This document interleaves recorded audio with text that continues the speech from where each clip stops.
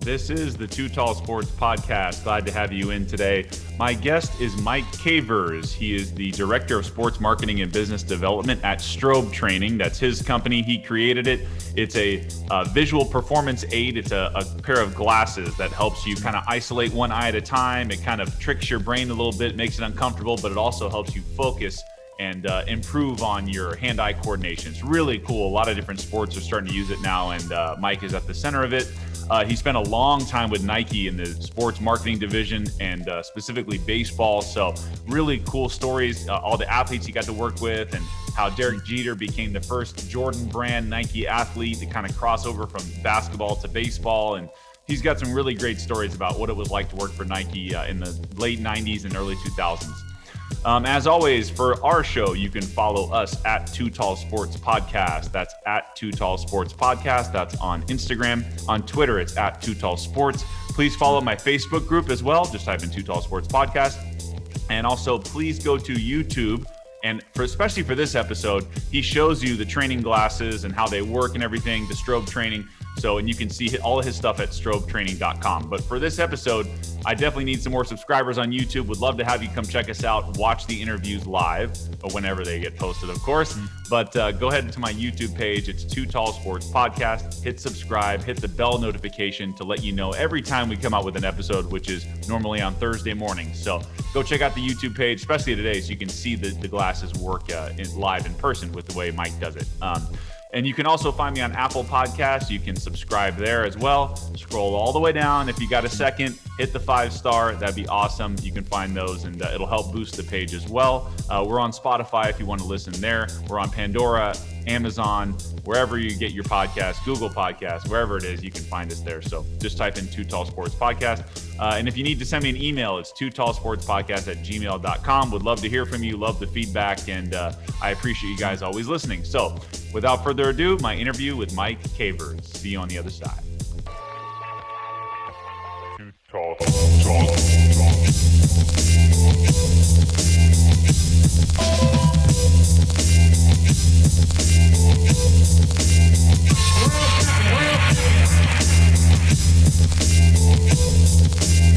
Going crazy.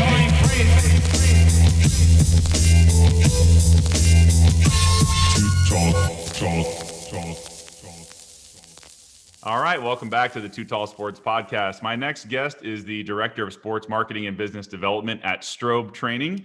It's a visual training pair. There he is. If you're watching our YouTube channel, it's a performance glasses that helps athletic performance and expand your brain and visual performance on the field and on the court, whatever your sport may be.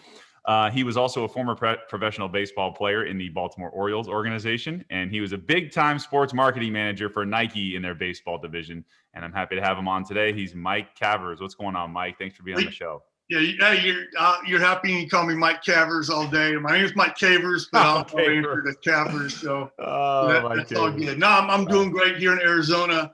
Weather's fantastic right now. Baseball's in full swing for the big league guys. Still waiting for the minor league guys to get going there. I know they're chomping at the bit.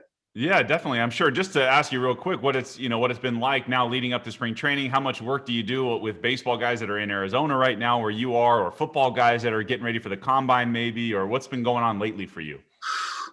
Busy. It's just getting the technology out and sharing it with folks and have them understand, and they see how efficient it is and how it actually improves performance. So baseball, big league guys are gone, still a bunch of minor league guys that are still hitting and getting ready to go. Football, connected with a bunch of those guys who are getting ready for the new season. Some guys from Clemson, football, some Cardinals guys. Okay. MMA, golf is a thing that's really kind of picking up with golf. So I know you said you want to talk a little bit about maybe that stuff a little bit later on some of the technology. Sure. And get into that. Yeah. Because it's some real fun stuff. But busy as can be. If you're looking for better reaction time, focus, and body awareness or balance, then this is something you can do. Yeah, definitely. And I just wanted to real quickly, before we go through your career a little bit, as far as 2020 went during the pandemic, I mean, it's great that you're busy now, but what's it been like over the last year or so since the pandemic hit for your business? It slowed down. It put things on pause with some of the MLB teams that when I was going in and seeing them, I remember the Rockies we went out, there was COVID, but we went outside to have our meeting, and it was a good meeting. The next day, MLB shut down spring training. So there's nobody getting in there. So that kind of put things on pause. Fortunately, Arizona is one of those open states, or somewhat open. So as long as you're safe and you're, just using your brain, cleaning, your hands and mask, and you can still get around and do stuff. So still able to interact with athletes, not so much on the big league level, but also getting a lot of the foundation of the business ready, website, et cetera. So always work to do. There's always work to do. Yeah, definitely. Well, I'm glad to hear everything's going much better now. I wanted to ask you, let's go back to kind of your upbringing. So you're from the Houston, Texas area, and I know you were a multi-sport athlete, but when did you, because you ended up playing professional baseball, but when did you really start committing to baseball as your main sport? When I found out I couldn't go to my right good enough in basketball. So I could shoot, but like the dribbling, some of the other things, I'm 6'5". I know you're 6'7". So I'm a big athlete, and it was just something that I was better at. And so, I had the love and the passion for it, and just fortunate enough to get to keep playing, beyond high school and college. So very fortunate. Yeah, I wanted to ask you about, I hadn't really, and I know, I follow sports pretty closely, but I didn't know about Southwestern University and where it even was. So I had to look it up, and it's close to Austin, right? Where UT is? Correct. Yeah, just about a half hour north of Austin, beautiful Central Texas Hill Country. And when I went to school there, it was an NAIA school. Okay. Now it's a D3, but we were very competitive in baseball. So we played University of Texas, A&M, TCU, Houston, you name all if we could drive to them in the state of Texas, we'd play. Right. And we're competitive. But it was a small school, 1,200 students.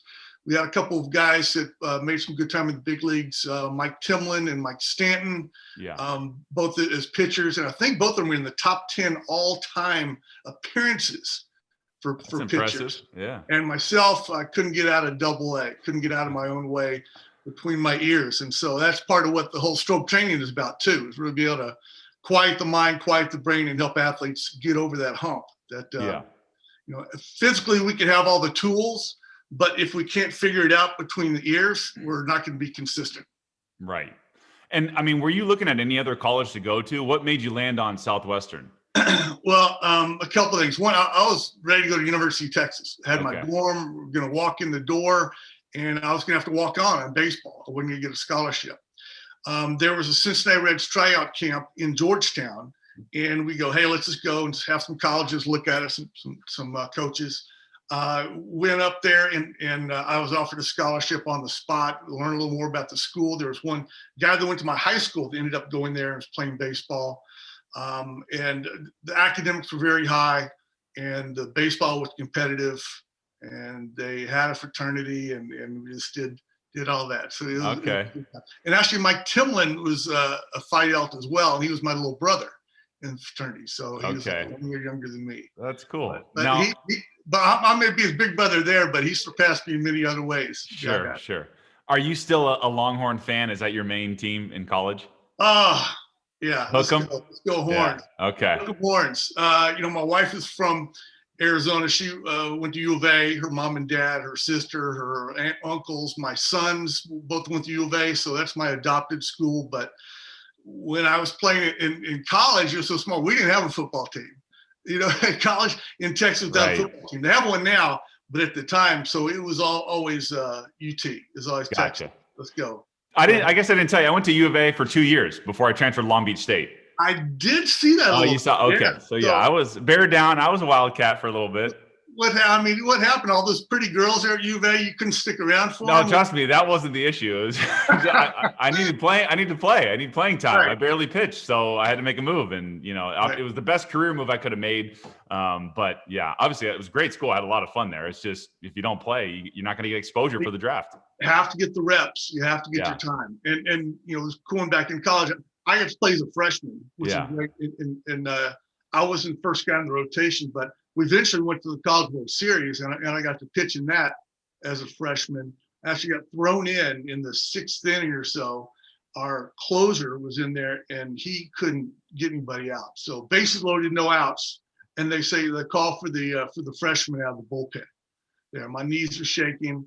I get the first 2 guys out, And then the third guy on a 2-0 pitch, a little flare over the second baseman's head, 2 runs scored. Next guy flies out, and I ended up getting a loss. We were tied there, and I ended up getting a loss on that. But it was all good. Great experience. But like you said, hey, you got to get out there. You got to play. I don't care if you're in, junior college or NAIA or whatever. Just get your reps and play, and then talent will rise. For sure. Top, and they'll see you if you're able to perform. Well, and speaking of that, talent rising for you, in 1987, you were drafted by the Baltimore Orioles. What do you remember about that experience? And did you even know you were on their radar? Like, the whole draft process back then was a little bit different than it is now. So what was it like for you then? Maybe I should have put some more information on that LinkedIn or whatever. So I was not drafted. I was a non-drafted free agent. Okay, but I was looking up your baseball reference. You're on there, and I saw an article maybe said you were drafted by Baltimore. So look, it was a maybe. Let me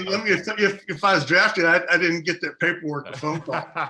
No, but I hurt my elbow my senior year, and so I didn't get drafted. But a gentleman with the Orioles who knew my college coach said, "Hey, let's give this guy a chance. He's he's got some opportunity," and that's how I got with him. So I went from suspect to prospect, and then back to suspect. And that's one of my favorite minor league sayings, because it happens quick going from prospect to suspect. Yes, it does. Yeah, it does. And there's not that much difference between prospect and suspect sometimes. Again, it goes back to consistency. And how long your leash is with that organization too, Well, when you're a non-drafted free agent, your leash is a little shorter than if you were the first round draft pick that gets to play a little bit longer. But you get a if I was in their situation, I'd do the same thing. It's a business. For sure. I totally understand that. And then as far as the minor league goes, what was that like for you, just going through that experience just for a few years? I know you played for a decent amount of time, but what was it like just playing in the minors and your overall experience with that? Yeah, I mean, it was great experience. And the year before, I got to play in the college summer league team. So it was kind of like minor leagues in a way that we would go different towns and stay in hotels. And so that was a nice kind of taste of it. But in the minor leagues, it's really getting to be with these people from all over the country that you never really were able to connect with. Guys from New Jersey or California or Florida or, the Midwest. The Dominican guys, Puerto Rican guys, Venezuelan guys. So that's probably one of the greatest things of minor league baseball, is that getting to know people from all over. And people may speak a little differently or do things, but they're all the same people at the end of the day. But you kind of puts you where you're not comfortable with some of these folks, but you become comfortable developing those relationships with them. And and it gives you a whole different perspective of your Latin guys that come here to play and how difficult it is for them, and how there's some jerks on your team too that kind of make fun of them and such. And so you kind of rally to them and help out, but it gives you a different perspective. And I was fortunate to I got to play in the Dominican one winter in 1989. And so I got to see it firsthand, eat the food, drink the beer. And it was one of my best moments. I was down there with Kurt Schilling, with the Orioles. So they sent him down there, and he didn't like the food so much. So after Christmas, I can't remember what time, he goes, "Hey, Caves, I'm going home. Can you drive me to the airport?" Because we had a car. And I said, "Sure, man. You son of a gun." We're all like gasping for air. It's we've thrown 3 times as many innings they ever have, and he gets to go home. So I drive him to the airport and we go back to the hotel, and they ask me like, "Hey, where's Kurt?" And I go, "Well, I just dropped him off at the airport." And he goes, "Well," again, allegedly, I don't know all the details, so Kurt, don't get me in trouble here. Sure, but allegedly, he had left a bill. He didn't finish paying his bill at the hotel and left. And so he got a reprimand from the Orioles there. I don't think he was really supposed to be going home, but his career, he turned out okay. So yeah, I think he did okay. He's a hair away from Hall of Fame, and amazing pitcher. Amazing. Yeah, definitely. I think he deserves to be in if you look at his numbers. I actually had a sports writer on recently, and we went back and forth a little bit, and he got to pitch in the steroid era and had those crazy playoff numbers, a few World Series appearances. I think he should be in. Well, I mean, he was one of the few guys who had like multiple 300 strikeout seasons. Yeah. I think he had like 3. Yeah. And you look back in the last 20, 30 years, I mean, there's 4 guys maybe that struck out 300 guys. I don't know. So Yeah. pretty special time with Kurt. Yeah. No, I'm sure. I didn't want to gloss over your career, but I think you just did a lot of cool Feel stuff free to after gloss your over it. you did a lot of great stuff after your baseball career. So I want to get into that. And one of the coolest jobs probably of anybody that I've had on is that you got to work for Nike corporate in the baseball marketing division. Really cool experience. And I got a lot of questions to ask you about that. But just overall, you spent 13 years with Nike. What was that like for you? It was great. It was great. I mean, I was fortunate, amazing company, amazing connection with athletes and with fans. And in my role, when I was working with them, I did some stuff retail wise, some marketing wise. It's just kind of, there was a job called Econ, which is Nike spelled backwards. And you really had to know everything about Nike, but share all that with everyone. So going to accounts and sales reps and teaching them, going to sporting events and supporting them, maybe advertisement. You kind of got to touch every little facet of Nike, which some of the people that really rose to some high ranks in Nike used to be Econs. And so I was fortunate to do that. And then from there, I slid into the baseball sports marketing. My boss, my future boss, I kind of kept knocking on his door and kept emailing his stuff. And I think I stopped by the office one time on my own. Hey, how you doing? Just want to introduce myself. He's down in Marina Del Rey. So that was a start. And he gave me the opportunity to work with him. And then eventually, a year or so, then I moved to New York and I was the East Coast rep. And that's where I spent over 10 years in the East Coast. Yes. And real quick before we go forward, how did you even get in touch with Nike? What was the process from you're done playing baseball to now I'm going to go work for Nike? How did that all come about? Wow. Well, I mean, I'd worked for ASICS before, ASICS Tiger, and I was doing some baseball, softball, tennis promotions for them. And I did that for about a year. And then we ended up moving to Portland with my wife and her job.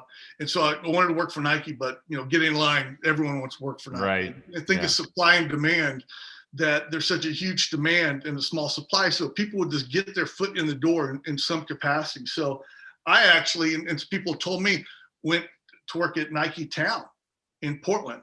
So I have a college degree, professional baseball. I'm not a young guy. I'm not 18 years old. You're making minimum wage, but you got people from Stanford who graduated Stanford and stuff that are working in the store too, because now you become an internal candidate. And so that's what I did. Became an internal candidate, networking there at Nike, getting to meet all these people, the cleated people that are working in football and baseball, the Econ group, et cetera.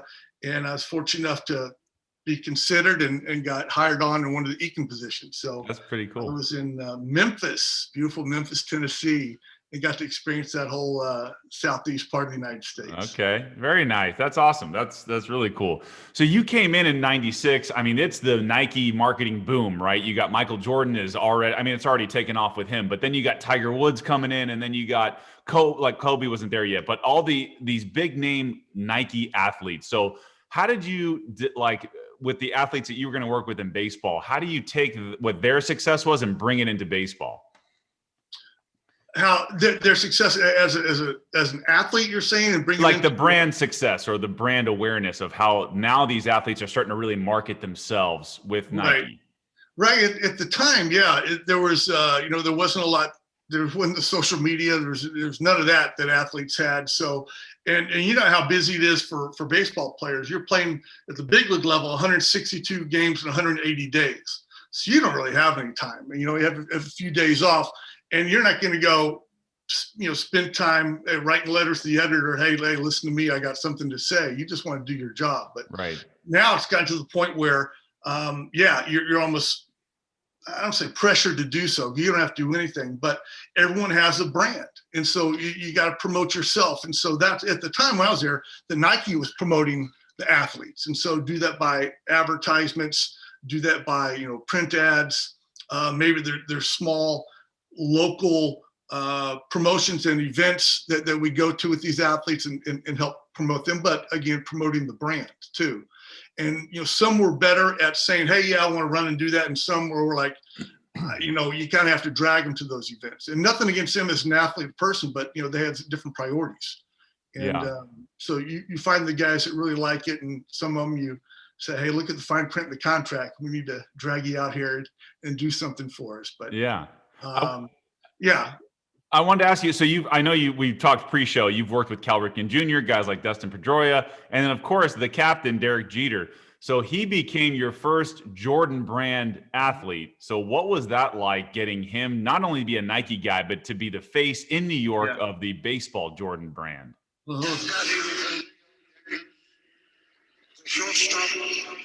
What is that? Number 2, Derek. So that's the old Bob Shepard call. There you go. You know, before I went to New York with Nike, there was the other folks in place that really kind of got the Jeter thing going. There was, prior to Jeter, Alex Rodriguez was considered to be the first Jumpman, the first brand Jordan athlete. Right. And you know, it turned out, I think, for the best for the brand, for brand Jordan, and nothing against Alex. But you know, Jeter took that mantle and ran with it. So, you know, working with, again, you know, footwear and development, and like, you know, what's the plan for him? And he's in New York and he's a captain, and like, wow, you know, we can own baseball in that huge market, and the kids looking up to him. So, you know, putting a plan in place of how to do so. And one of them first was, you know, in 1999, that's when he became a brand Jordan athlete. He was, when he came up in 96, I can't remember if he was wearing Nike or not in 96 there, but anyhow, then he was wearing Fila. I don't know if everyone remembers that. He was wearing Fila baseball shoes. You know, look it up, Google it, and you can say, what the heck is Fila baseball? And actually later, once Jeter left, you had Barry Bonds and Sammy Sosa were Fila athletes. But anyway, so, and actually I have a show and tell. So just told you show and tell. So 1999, we got these shoes. These are the Jordan 14s. It's in 1999.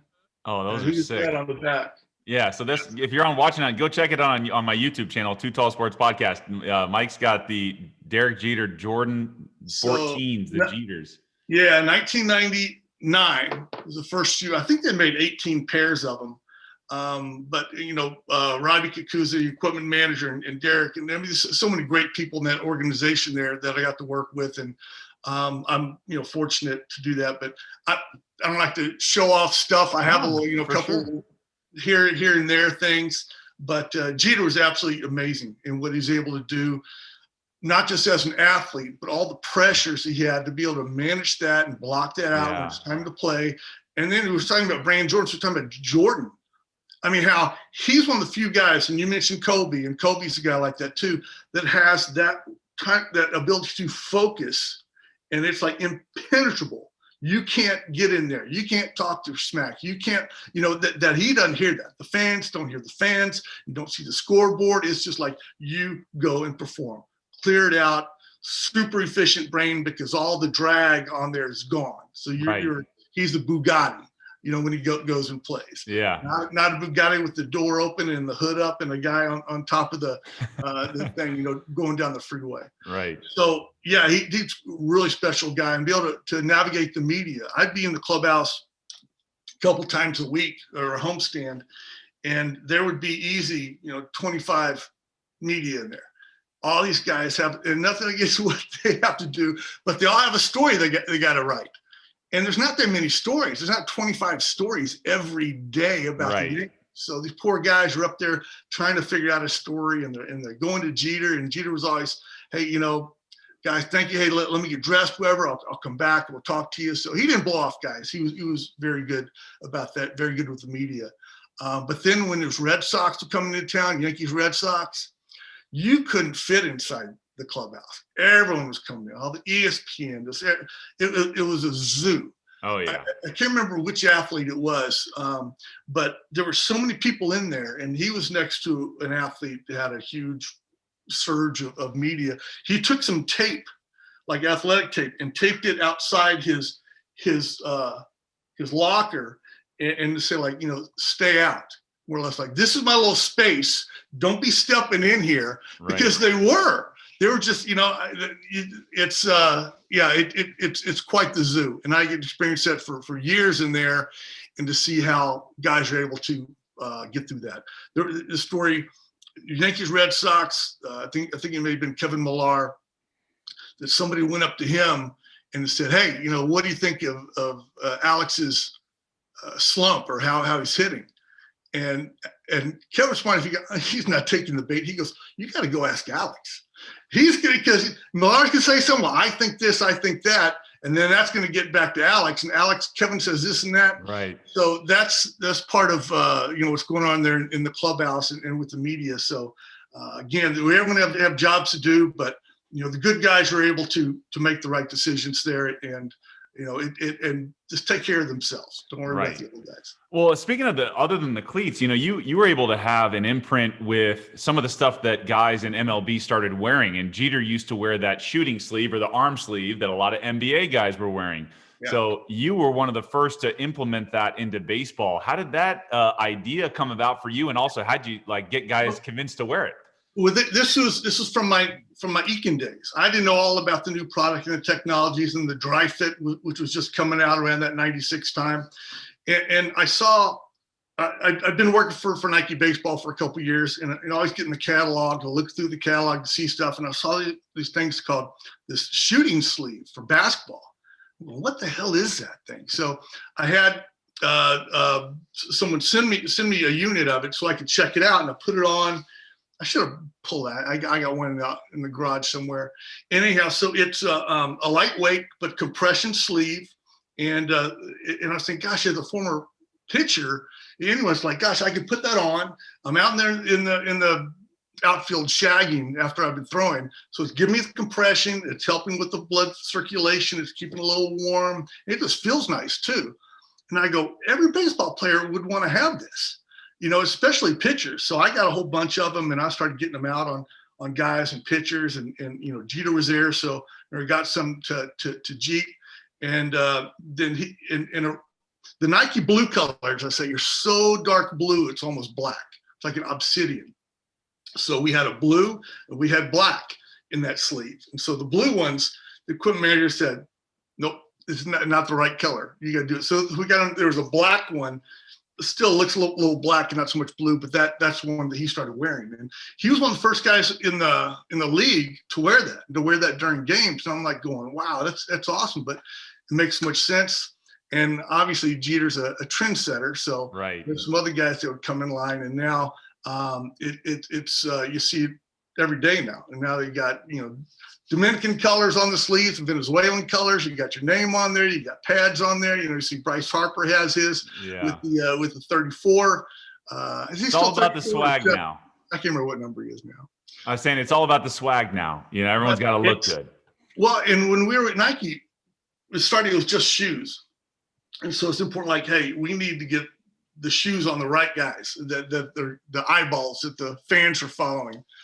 And then we got into batting gloves. Now it's like, oh crap! Now we got to sell batting gloves. We never been. So Franklin owns batting gloves, and Louisville Slugger, and some of these others. So now we had to go in and kind of try to use some of our leverage in a way to say, hey, you like the shoes? Well, you got to wear the batting gloves. To some but degree. That's kind of like what Tiger Woods is. Remember, they went into golf, and now he's wearing all Nike stuff, and Jordan's wearing all Nike stuff. So you got to be totally Nike'd out. That was the draw. Yeah. So they call head to toe. Right. So, and then Nike later got into wristbands, and then it was fielding gloves and eyewear and catching gear. So the more stuff we could put on athletes, they look like this is a Nike guy, right? And versus I use the term a NASCAR guy. Okay. He's got on Nike shoes and Franklin this and Louisville whatever wristbands and a Wilson fielding glove and somebody else's bat, and you go, who is this guy? Yeah. In a way, from a marketing perspective, we know who he is, but it just makes it a little more sense to get that Nike brand and everything across. Right. And speaking of Nike guys, and yes, Kobe did start with Adidas, but he ended up coming over to Nike, which was a huge deal for you, for Nike itself. And then LeBron was a big Nike guy, and you've also gotten to work with Tom Brady. And I know you have a couple stories about meeting some of these guys. So what can you tell us about some of the big name guys? So I'll tell you the story. So 99, 2000. I'm in my little cubicle in Manhattan, and there's one guy to next to me is doing a lot of the images and artwork for things. And then the other guy next to me was in, gosh, what do you call it? Hollywood marketing. He did music. So I'd be talking to baseball players and agents, and this guy would be talking to printers and stuff. And then this other guy would be talking to, overheard him talking to Eminem and Eminem's guys about this stuff. And this was, 99, 2000, Eminem was just blowing up. Yeah. It was just funny to hear some of his story. He was a former Eakin as well, this guy that was next to me, real sharp guy.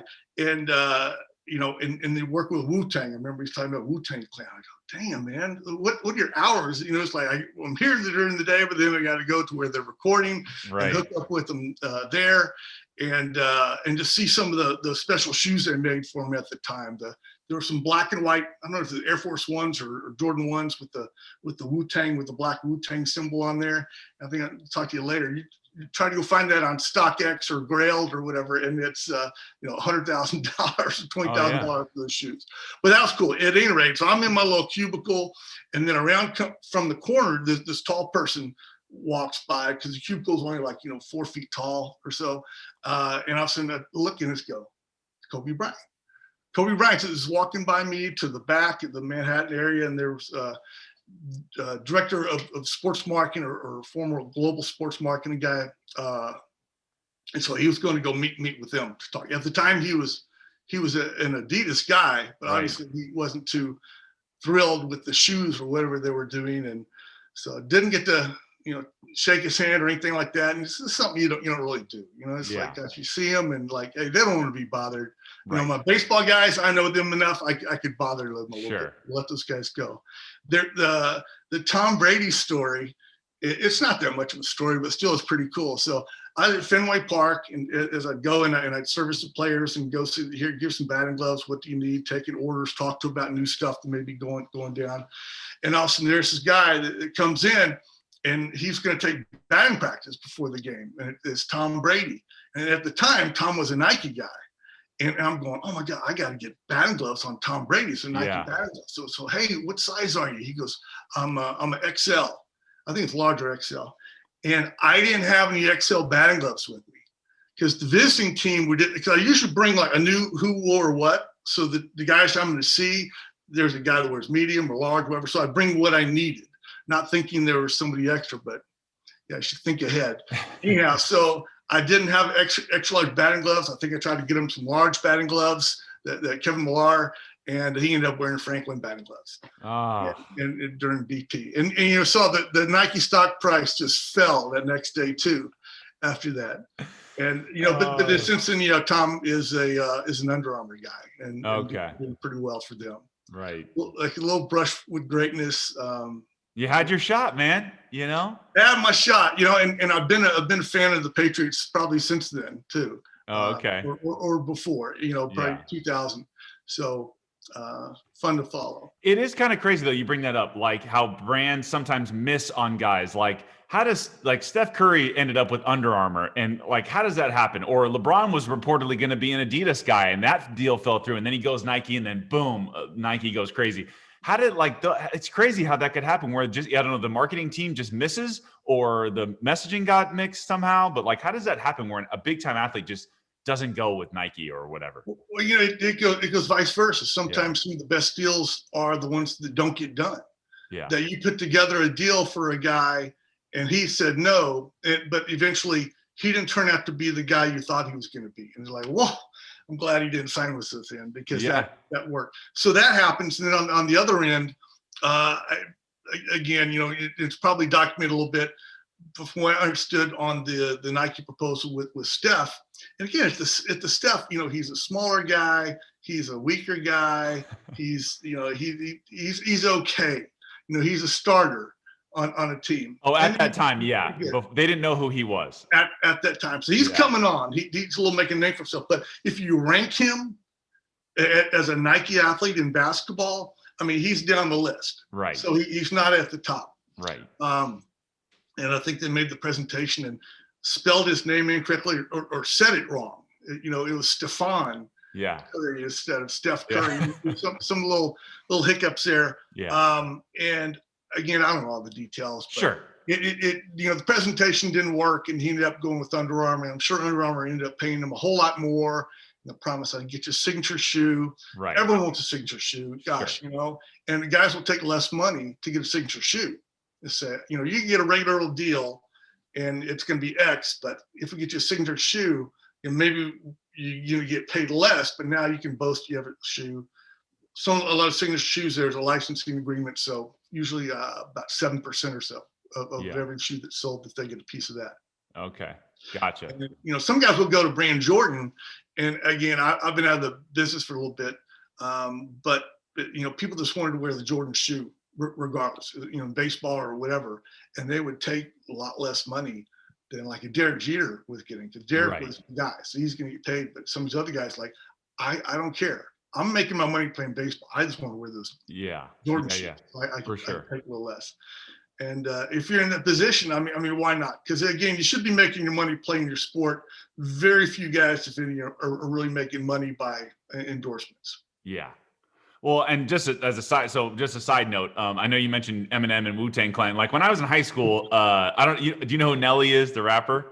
Yes. Okay. So Nelly and his Saint Lunatics came out with a song called Air Force Ones, which was a huge hit. So how did you, I don't know if you had a part in this. I'm just curious because you work with Nike, but the hip hop community obviously loves like shoes, and it's a big deal about how you look and what you wear, and it's kind of a status thing. So do you remember what that was like in the early 2000s when stuff was really starting to pop with Nike and the rap videos and all that stuff? Yeah, it's all about the retro stuff. The retro stuff started hitting. And Air Force Ones have been around forever. And in New York, they would call them the Uptowns. It's like, yo, man, you're wearing the Uptowns. Or throwbacks. Yeah. Yeah. No, but or you're saying that in the Bronx and stuff, like Uptown from Manhattan to Uptown. So we're in the Uptown. So so those were huge. And I remember during that time that the white on white Air Force Ones, kind of like the icy white ones, is that guys would wear multiple pairs of them. And my baseball guys too said, hey, I need to get 20 pairs of those Air Force Ones. I go, you're crazy, man. But if it gets a little dirty, you just kick it aside, open up the fresh box, it got some more. Right. But those are the shoes that are really going crazy now, the Air Force Ones, the Dunks, the retro Jordans. That's where the business is. That's where they're making the money. The athleisure or retro, and that's where Under Armour kind of gets hurt because they don't have a history. Yeah, they don't have those shoes that they can rely on and go back. Go, hey, let's recreate the whatever. That's a good point. Yeah, that's true. They don't have that built-in history there. No, I totally agree with does. You. Puma, Puma's coming back and doing their thing. Converse, Nike owns Converse, so they're kind of bringing that old retro and bringing it up to date with the Converse shoes. Yeah. So it's look at this stuff. There's some crazy stuff that Nike's doing. Some of these shoes now, they got with the collaborations, with whether it's Off-White or it's I can't name all of them. There's too many, but new shoes dropping every week, or multiple new shoes dropping every week. I like that. On my with my Bleacher Report, that there's a little piece on there for kicks, and so I get that and check that out every day. It's coming out the Yeezys or whatever, and then I'll pick up a pair too. So the Jordan 1, the Paris Saint-Germain, so low tops here. I got those, and recently got a Carolina blue black Jordan 1 low top. So, those are nice. Yeah. Don't let the gray hair fool you, man. I can still rock that stuff 100 years from now. Yeah, man. Nike's, it's a great brand. And so speaking of that, you were there for 13 plus years. It's 2009. What happens where you decide ultimately you're ready to leave Nike at this point? Oh, gosh. I wish it was up to me, to be honest. There was a whole turn down in the industry. And so everyone was cutting and pulling back, and they took back about 10% of their workforce. And, I was one of the younger guys on the team at the time. So, I can't say specifically why I was one of the guys, because they lost a lot of good folks, and that happened. So then, I took all that time with Nike and reinvent myself and go on to other things. And I'll tell you what, it was I could be sad and bitter about it, but Nike gave me so much that I learned so much. And then once you get out of the dome, or they call it the berm of Nike, because if you've ever been to Beaverton, to the campus, they have this huge berm that goes around the whole thing. You can run on top of the berm. So when they dug out the lakes and such water there, they took all that dirt and put it around. So there's this huge berm around Nike. So they say you're in the berm, and you're just, drinking the Nike Kool-Aid every day and doing that. And so you kind of lose some of your perspective. So once you get out, it's like, wow, okay, now you see Nike in a different light. You see the other companies, and it's a good thing. It's a good thing. And then, so I got see you later from Nike there. Sure. But then what'd you decide to do? Like, did you have a plan after that? Not that you knew it was coming or anything like that, but what were the next few years like before Strobe Training, or how did you start developing the idea for that? Well, I thought I was gonna be a Nike lifer. And sometimes it doesn't happen that way. Sure. And then I was kind of lost a little bit, and then I went into, I was working for a company, Bike Tech, that's doing this performance, these like mouthpieces and such, which would reduce your cortisol, and actually it's all science to it, increase your strength. But again, it was like a hard sell, a long sell. I did that for a year or so. And then they ended up selling it to the rights to Under Armour. Then kind of got out of sports business for a bit, went into wine and spirit sales in Northern California. We moved there with my wife with the job. She was a pharmaceutical business there. And really got to learn about wine and spirits, which was great because I was a beer guy. Okay. And I'm a beer guy that knows everything about, well, not everything, but about wine and spirits. So it was a great opportunity there to learn. You got that itch again about, hey, you got to get back into sports. An old Nike guy told me, like, hey, there's something coming down the pipe. You may want to hold tight there till it becomes available. And that's when he introduced me to Strobe Training, to the Vima, who was creating these products. And then I've taken those products and helped to educate and sell to athletes, so coaches. The thing is that Nike did, when Nike came out with the original Nike Vapor Strobes, good product, the science was there. It's improved considerably since then, but Nike did a horrible job of educating people how to use it. So it'd be like, okay, put on these glasses, and then we get flip a tennis ball back and forth, and that was about it. It's like, there's so much more you can do as an athlete. So is this the time where we start talking about Strobe Training? Or hell yeah, I want to talk about. Go ahead. No, I'm ready. Yeah, I want to talk to you about Strobe Training, man. This is what it's. Yeah, I want to ask you if you can explain it, in layman's terms, what is it, and why does it help athletes? Well, since we're changing kind of our topics here, I thought I changed my hat. Now you're ready to go, man. I'm ready to go. So Strobe Training, or stroboscopic training, as they call it, is occlusion training. So what it is an occlusion is when you blink. When you blink, your brain's not getting any information. So we're going to actually put the brain in a position of resistance where it's going to have to work with less info. So here are like some of the glasses here. I'm going to strap on here. Sure. Turn them on. All right. And so you get to see. Oh, yeah. Kind of what I see. So there's a sport tent, and there's a shooter's tent. And then really cool. the thing what happens, we can keep making it harder, make that blink longer. All right. So what happens if the brain responds is that it has to work faster to go get its information, get its food, to tell the body how to move. So once we're done training with them, we take them off, everything seems slower. It's not slower, it's just our brain is faster. And as you played at a high level, as you continue from little league to high school to college and beyond, the game keeps getting faster and faster.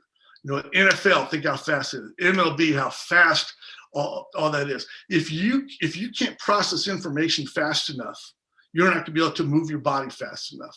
Right. You're not going to be able to get the right information you need to make a good decision. So through this, we can actually train the brain to work much faster. Okay, the other part of it is, once we're taking info away, is that the brain also has to reduce some of its bandwidth, so it has to focus better. It can't process everything that that kind of crosses our minds. So we really boil it down to what we need to is focus. So we'll go back to a Kobe or a Jordan. Their focus was so tight that they just saw what they needed, the necessary to win, or to make that movement, to make that shot, to play defense. But a lot of us allow all these thoughts to come in. And I'll ask you, Brett, so when you're pitching real well or basketball, when you were going well, what was going through your head? Not a lot. I was just in the zone and, just feeling, there was no hesitation, no nothing. I was just in rhythm. Yeah. It's hard to describe because like, I don't know, there's nothing for me to tell about. Now here's you a week later, 2 weeks later, and you're scuffling for whatever. Athletically the same guy, but what's going through your head a week or two later? Yeah. Now you're like, well, my stuff's not good enough today. I can't get anybody out. Why aren't my pitches, moving like I want them to? Why can't I locate today? All this stuff. Yeah. Yeah. The umpire sucks. You missed that last call. My mechanics are off. My landing's too short. My elbow's up. I got on the side of that pitch. All of that stuff gets in your head. And that's what takes away from performance and consistency. So when we can boil things down to, I like to say, the filet mignon of what we need, the food we need to perform, then we're very efficient because we're doing less. And then the brain is getting the best and leanest and the best information, just like the leanest cut of meat. When we're going bad and all those thoughts are coming in, instead of, let's say, the 3 things we needed to focus on, now it's 6 or 8 that we have to focus on. For one, just math-wise, it takes longer for the brain to process 6 or 8 than it does to process 3. So that alone, our reaction time is worse, just because we got all this stuff. So now as a hitter, let's say, now the pitches are getting passed a little bit sooner. You're like, crap, or the game seems like it's moving too fast. You're the same person physically. It's just what here is changed. So how can we train our brain to do that? By working faster and by creating better focus is with the stroboscopic training. And the thing is, and I talk to my athletes and they say like, oh my gosh, I'm seeing the ball that much better. Oh my gosh, that anxiety goes down. Because now I feel like if things are slower, I see things easier. The game gets a little easier. So we're talking about focus. We're talking about reaction time. And the other key thing for athletes is balance or body control. And so we'll go up and actually I'll show you from this side to see what it looks like. There you go. The class. Can you see it? Yeah. No, it's good. Somewhere. There we go. So what the totally underestimated part of this, I thought, obviously you just look at a product and look at it's a training product, but how the mental side of this, you're just focusing on what you're focusing on, for lack of a better word. So not all those other distractions can get in the way. So you can slow the game down, even though, like you said, same game, same athlete, you're focused on less and you're more dialed into what that one thing is. Right. Again, you got 2 physically similar athletes, but this one can process info faster and he has better focus. He's going to win every day. This guy, sorry. And we mentioned when we spoke earlier this week about Dustin Pedroia. I'll throw out another name too that, young guys may need to look it up or get some video, but David Eckstein.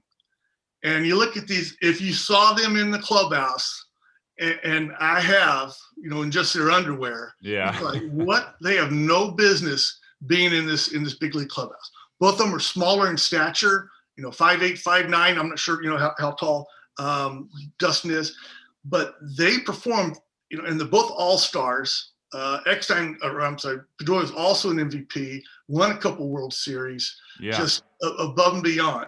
And so what does he have that somebody in the same position who's bigger and stronger physically, has? And it boils down to, his reaction time, how much how quick he's processing it, and his focus. So if you process it sooner, now you start picking up the things sooner that tells you I need to be moving here, or here's the pitches coming from here. If you can process it sooner, then your brain's getting better info sooner, and you can move in a better position. When you get it late, then it's gone. It's by you. David Eckstein, I watched him at AA when he was with the Red Sox, and he had a great batting average. He batted like 320, 330, awesome. Then I watched him defensively, and it's like, man, he could barely get the ball across the infield. He was playing shortstop there at Trenton at AA. And it's like, wow, he can hit, but he's got no chance, once he gets to the big leagues. And then he got to the big leagues, the same arm. It's look like he's throwing everything he can. It's like big old loop going over there. He beat the runner every time. So, he was in the right spot and he got rid of it quick. Physically, not the guy that's gifted, but, multi all-star. So there's something that we need to figure out that to train in between the ears, and what we can do. Make the brain work faster, make focus get better, and we can train it and the brain will learn and adapt to do so. One thing I'll throw out there, and this is the game changer for me, because sometimes you don't even know you have a deficit or a weakness in something. So in both these classes, we can put it on the single eye mode. So I can figure out, which is your dominant eye and weak eye. We can occlude, let's say, your dominant eye. Okay, so you just got to do all your business with the weak eye. What happens here is that the brain has to get its info just from the weak eye because the dominant eye is occluded. It may be difficult at first as a hitter, even a professional guys doing a front toss, swing and miss on a front toss. What? Hey, swing and miss on a front toss, for crying out loud. Yeah. Roll over or foul tip it. We keep doing it. All of a sudden, they're squaring it up. They're figuring out the brain and the weak eye is giving it the right info it needs. And so we train for that for a while, take it off. Again, the words that my athletes say, it's like, oh my gosh, my eye's awake. And it's like, but how can you make it trained to do that? Regular training is not going to do that. A coach can't make you do that. This puts the brain in a situation where it's forced to have to go to work and work harder because our brain is naturally lazy. As much as it focus, the focus dissipates after a while. It's hard to maintain that focus. And if we can, let's say we practice at this level, but when the game gets crazy, it's up here. So when the game's crazy up here and we haven't practiced up there, how can we expect to be consistent and perform well and be successful? Yeah. If we can push that resistance up at a practice level, when that comes at the crazy game time, that's when we have super quiet brain, super quiet body. And that's when it's just like the first pitch of the game or the crazy time. It should be the same thing going through your head or lack of going through your head. That makes sense, Brett? Oh, no, it's great. Just to be able to isolate one eye at a time and add the strobe train, like that's really cool that you can do that. And there you have to isolate and figure out how do we get the brain to be uncomfortable. I know you said that before, like that. So putting putting your brain in that position forces you to focus on that one item that you're focused on.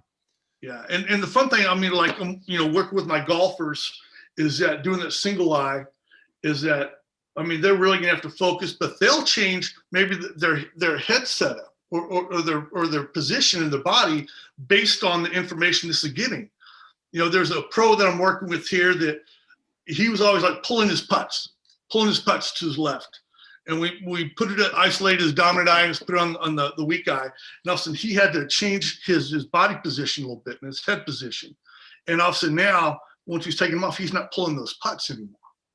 Again, we're making the brain have to change the body in a way to get in a better position. Sure. I'll just add one other thing. So yeah, at the higher levels of occlusion, because you're not gonna catch anything. I'm gonna go up here a little higher level. You're not going to catch anything moving at this level. All right. Yeah, that's tough. I'm going to throw something to you, you're not going to catch it. Yeah. But when we do stuff at the high level, what we're doing, since the eyes, about 80% of all of our info goes through our eyes, all of our stimulus through our eyes to our brain. So mainly how we move, when, where, how we move based on what we see. So once they take more of that away, the brain still has to get its info.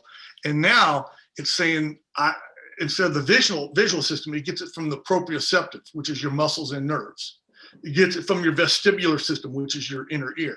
So now we can really push up that body awareness, how you can feel what you're doing. So a lot of guys hit off the tee or whatever it may be, and also now you got to feel your swing. You got to, as a pitcher, you got to feel where your body is, where you're balanced. We're going to really feel the ball coming off the fingers. And that's one of the hardest and last skills to develop is body awareness and feel. And if you can do that, you can make adjustments. When you're going bad, you can get back in the right groove and fix things. Sure. So it's, so much fun for me to do that and to be able to say with science backing it that this works and to get those athletes over the hump so they can get to that next level. And again, it's in between here that gets us, that keeps us from being the best we can be, or keeps us from being consistent.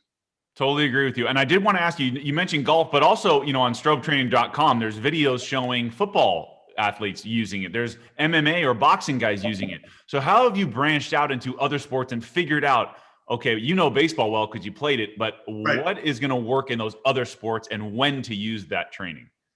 Good question. Yeah. The thing is that I just, from what I know from baseball, like, how can I apply it to other sports? It's like, let's go back to that shooting sleeve with Nike. It's like the basketball shooting sleeve. But my mind says, like, what other sports could use it? Could a tennis player use that? Absolutely.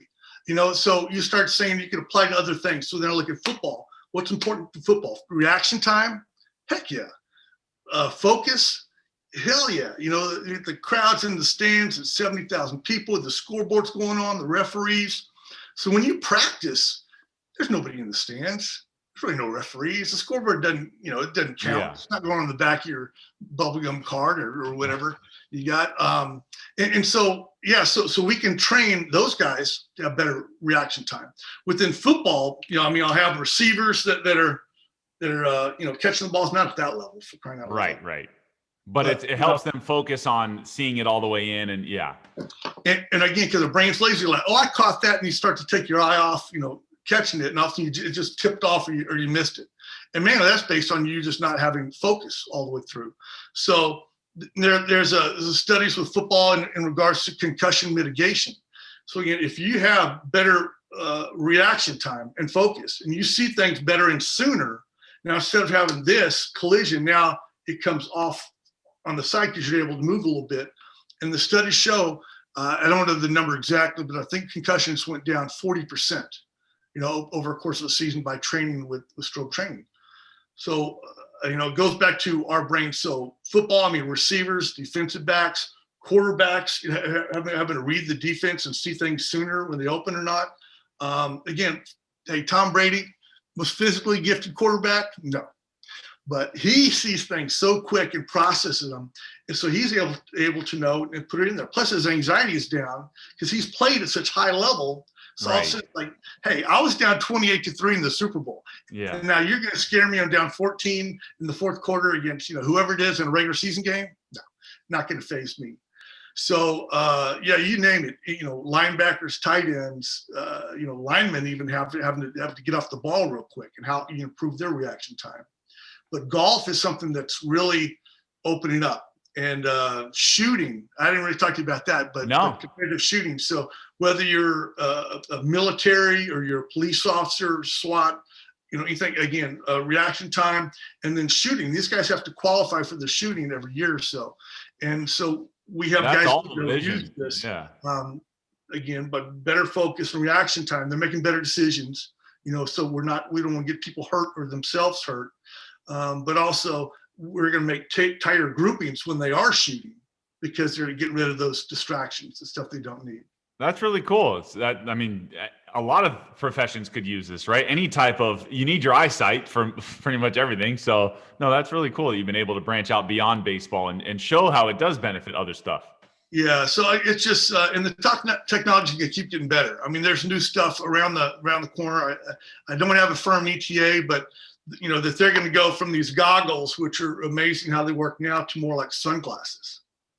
Just be able to turn them on, turn them off. Yeah. Very so cool. That's and the applications for military stuff is insane. So, and that'll trickle down to the sports, to the athletes there. So could you imagine you're being a baseball player and you're sitting there in the dugout and you're gonna bat or whatever. You put them on and you're flickering and you're watching the pitcher and you're tracking pitches and stuff. And then you're on the on deck circle and maybe we do just a single eye training like that and then click it and then they're both clear and they're walking to the plate. That would be pretty cool. That's cheating, especially for the pitcher. Right. It's like, that's not fair. What are you doing for me? Right. but that's technology. And forgive me if I repeat myself, but kind of the history of it will go to the 80s was sports psychology. I was just going to ask you about this. I wanted you to go through the eras of how we've all learned. So that's perfect. Go ahead. I see, because again, the more I look at this, I look at forward, but I look backwards. And in the 80s, it was sports psychology. I think Scott Boras and the guy Dorfman, Dr. Dorfman, kind of was working with players on that sports psychologist side. Then the 90s came, and now we're talking about weight training. Everyone's doing weight training, getting all swole up, and there's some people that slipped some steroids in there too while they were doing it. Yeah. So then the 2000s, we're really getting into nutrition.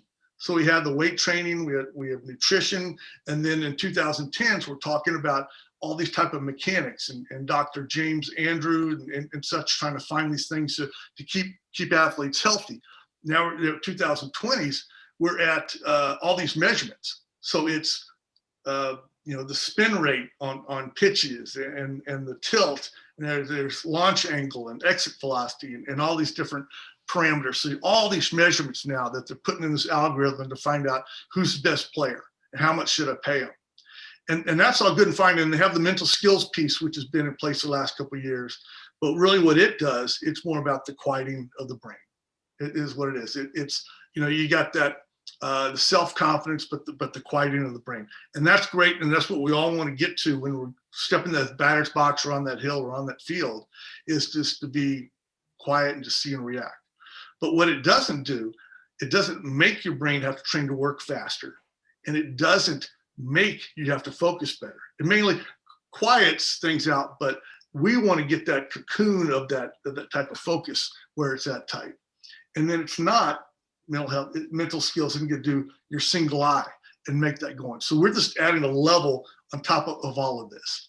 And again, the difference between being good and great is tiny, but that tiny bit is a huge difference in performance and how long you get to play and how much you get paid. But I just want athletes from young on down to get to play an extra year or 2 or 3 to reach their potentials. Because for me, when I got out of baseball, I mean, it was awful, man. They pulled the uniform off of you, and you're going, I'm not ready to go yet. I mean, could you agree or not? Yeah. Yeah. If you could have played one more year and maybe got a little better, maybe get to the big leagues. I don't know. What's the value of that to you? Exponential value. Definitely. I would have loved to play in the big leagues, and a lot of guys would have too. So anything would have helped. That would have been great. Absolutely.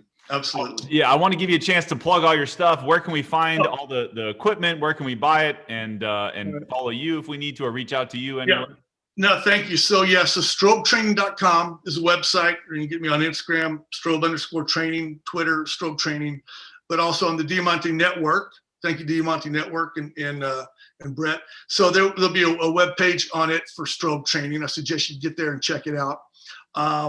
So that's kind of my plugs. And the thing is, we got the Strobe Sport and the Strobe Tactical or Sport Tactical.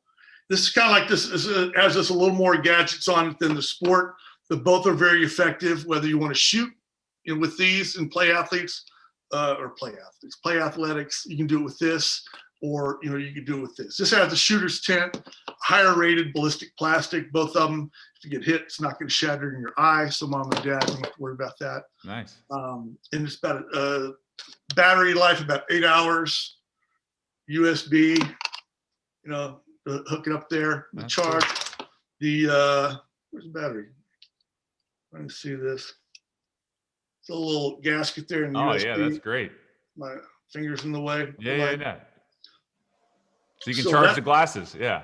Yeah. So it'll last quite a bit, and that's it. But whoever wants to work with me or get the glasses, you get me too. You get a free consultation. As long as you have them, call me, email, text, and say, hey, here's my sport. Here's what I want to do. Here's how much time frame I have, and let's figure it out. I don't want to leave you hanging. Just get the glasses, and then what do you do? So, no, that's awesome. And you're in the Phoenix area, right? Just in case I have anybody out there. My email works everywhere. So that's good. My cell phone rings everywhere. So just the East Coast people don't try to call me too early.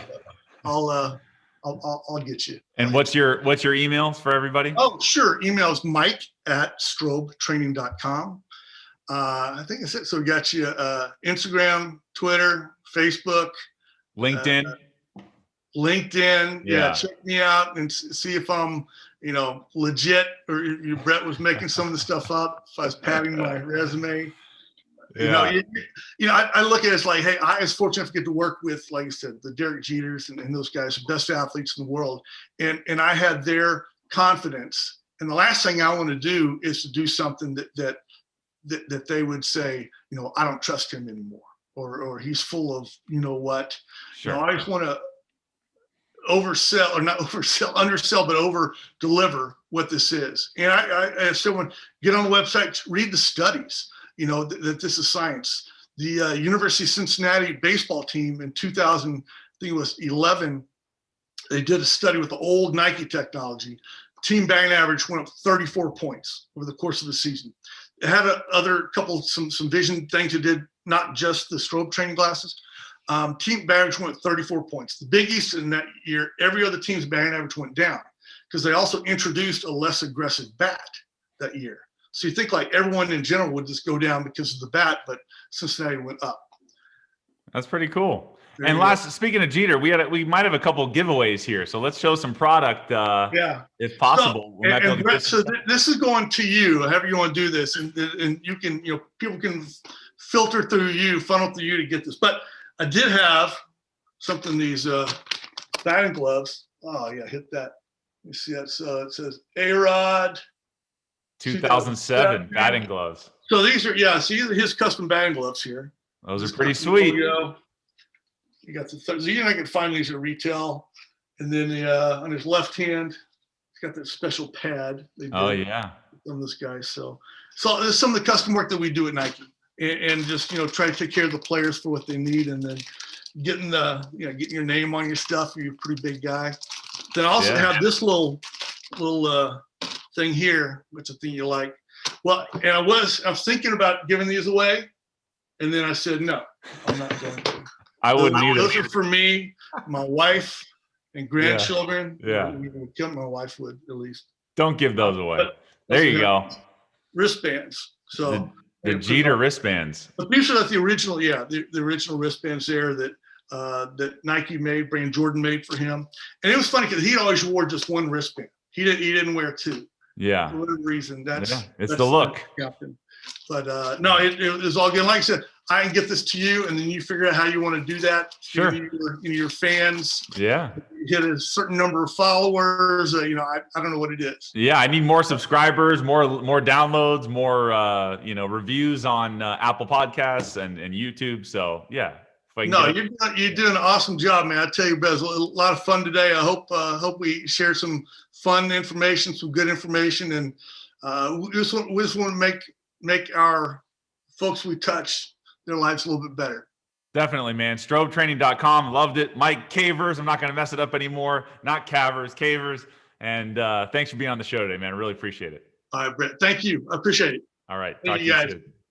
Had a great time with Mike Cavers today. Awesome interview. Please go to StrobeTraining.com to check out all of his products. If you want to go through me, please do that as well. Hopefully we'll have some links very soon that I can link you up to his pages and give him credit and give me credit and give everybody credit because we all want to win. So definitely want to help Mike's business grow. And it's a great product. I totally believe in it. It's not just a whatever product. That's actually the guy that owns the company that's here to talk about it. He's very available. You can reach out to him everywhere, just like he was saying, StrobeTraining.com, Mike at StrobeTraining.com. To hit him up for products and everything. If you know somebody that's an athlete that wants to learn, how to train better and use these products, I do think it'll really help because isolating the eyes is a huge part of sports and hand-eye coordination. So as always, you can follow me at Too Tall Sports Podcast. That's on Instagram. Twitter, it's at Too Tall Sports. Go to my YouTube channel, please, if you haven't already, and subscribe and hit the bell notification so you get notified every time we drop an episode. Head over to Apple Podcasts or Spotify, preferably on Apple Podcasts. If you could subscribe and go down and hit the 5-star on the ratings on the bottom of my Apple Podcast page, that would help boost some exposure for us. So, and I would really appreciate that. So anyway, like I said, for Mike, it's StrobeTraining.com. If you'd like to send me a DM to try to get one of those two items, the A-Rod batting gloves or the Derek Jeter wristband, really cool. Those are authentic things from those two players. So DM me, and if you can show that you subscribe to the show and help support or share it with your friends and family, then I'd be happy to give you those items. So first come, first serve. Hit me up, DM me, Too Tall Sports Podcast, and I'll talk to you guys soon. See you next week for another great episode. See ya.